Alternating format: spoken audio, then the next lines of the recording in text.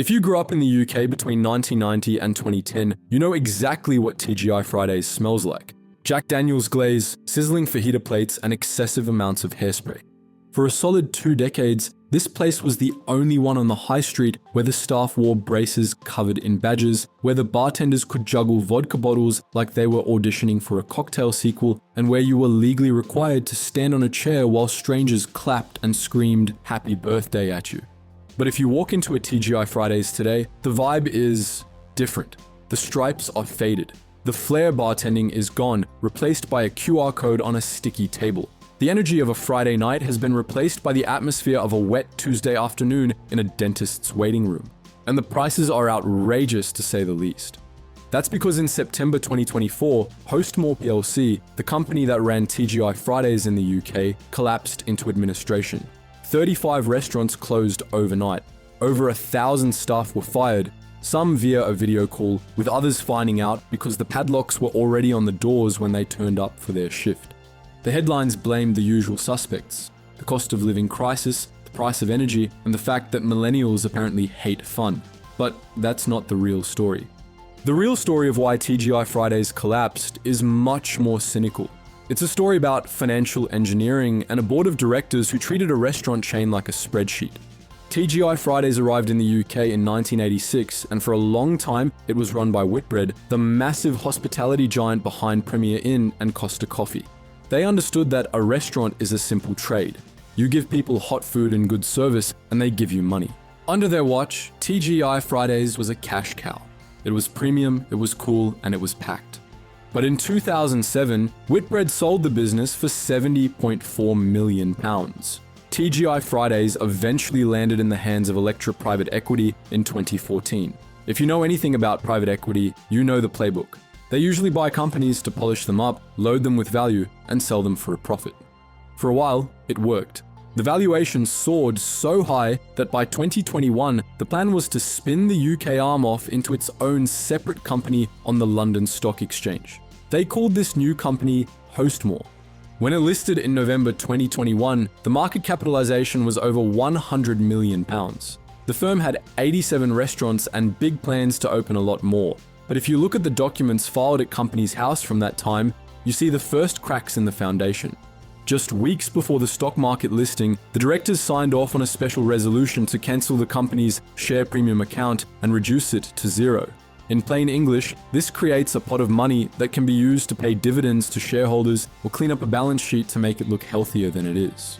They were engineering the finances to look attractive to the stock market. But while the accountants were busy moving millions of pounds around on a spreadsheet, the actual business was starting to fall apart. The leadership team, led by CEO Robert Cook, was obsessed with innovation, but not the kind of innovation that makes your dinner better. They were chasing trends. They launched a spin-off brand called 63rd and First. The idea was to create a New York-inspired cocktail bar and restaurant named after the location of the original TGI Fridays in Manhattan. It was supposed to be a posher experience and to attract the Instagram crowd. Sites for this new-look TGIs were opened in Cobham, Harrogate, and Glasgow. But the problem was that nobody knew what it was. It didn't have the TGI branding, so the families didn't go, but it was run by a chain operator, so the students and young professionals didn't go either. It was an expensive, confused mess that burned through cash. By June 2024, every single one of them had closed. Then there was Fridays and Go, a fast food concept intended to compete with McDonald's and Five Guys, which also stalled. While the executives were playing with these new toys, the core TGI Fridays restaurants were being neglected. A quick scroll through Trustpilot reviews from 2023 and 2024 paints a grim picture of bad food and a collapse in service standards. And the prices. My God, the prices. TGI Fridays was always a treat, but it was an affordable treat. Suddenly, families were staring at bills of £120 for burgers and chips. A full rack of ribs hit £28. For that money, you can go to a genuine independent smokehouse. But the board of directors at Hostmore didn't seem to notice. They were too busy walking through a revolving door of hirings and firings. Between 2021 and 2024, the leadership of this company changed so many times, it's hard to keep track. Robert Cook, the visionary behind the failed spin-offs, left abruptly in January 2023. He was replaced by Julie McEwen, an operator who tried to steady the ship. But by then, the company was bleeding. The share price, which had started so high, was sliding into the gutter. The 63rd and first experiment had failed. The Fridays and Go idea was dead. The customers were angry. Most companies at this point would try to fix the food or try to lower prices. They would do something to try and make it right. Instead, Hostmore decided to gamble everything they had left on one final spectacular bet. They decided to buy the Americans.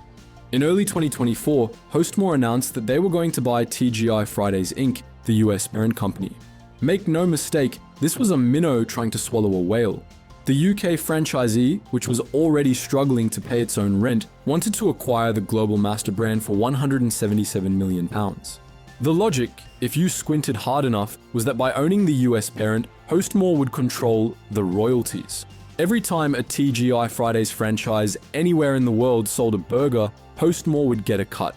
They would effectively become their own landlord, stopping the cash drain of paying fees to the US. And for a few months, it looked like it might actually happen. The board focused entirely on closing this deal in New York. They burned through their cash reserves paying lawyers, consultants, and advisors to make the merger work. But there was a problem. A massive £177 million problem. The US parent company wasn't exactly in great shape either. In fact, it was arguably in worse shape than the UK arm. It had lost control of its key assets, most notably the royalties to its bondholders. This meant that the very thing Hostmore wanted to buy, the steady stream of cash from royalties, had already been seized by the banks. By September 2024, the deal was off. Hostmore had spent millions of pounds pursuing a deal that didn't exist anymore. And because they'd been so focused on the merger, they'd neglected the day-to-day finances of the UK business. By late September 2024, Hostmore was sliding into a financial sinkhole of £12 million. They didn't have the cash to pay their suppliers, their rent, or their staff. They tried to borrow more money, but the banks took one look at the sticky tables and the collapsing share price and said no. On September 18th, 2024, Hostmore filed for administration. The share price crashed, rendering the company effectively worthless. Shareholders who had stuck with the brand through thick and thin lost everything. A fire sale ensued as the administrators sold off whatever was left to pay off the debts. In October 2024, a deal was struck. Two private equity firms, Brill Capital and Calverton, agreed to buy the business. But they didn't buy the business as it stood, they bought only the good bits. They took 51 restaurants, the brand rights, and the stock for only £9.55 million. 3 years earlier, this company was valued at over £100 million. That's a 94% destruction of value. But what about the bad bits? The bad bits were 35 or so restaurants that the new owners didn't want. And this is where the human cost becomes heartbreakingly real. Overnight, those 35 locations were closed with no warning. Reports surfaced of staff who were invited to a Microsoft Teams call, only to be told by a head office stranger that their jobs were gone, effective immediately. Others found out through social media. One employee turned up for their shift to find the locks had been changed and their personal belongings were trapped inside. And while all this was happening, the corporate machinery was busy protecting its own. The deal that saved the 51 restaurants was structured as a pre-pack administration, a controversial legal mechanism that allows a bankrupt company to sell its assets to a new owner without passing over its debts. Hostmore owed £36 million to the banks on top of a £9.6 million amount owed to suppliers, landlords, and so on. The sale raised only £9.55 million. You don't need a calculator to see that the math doesn't work.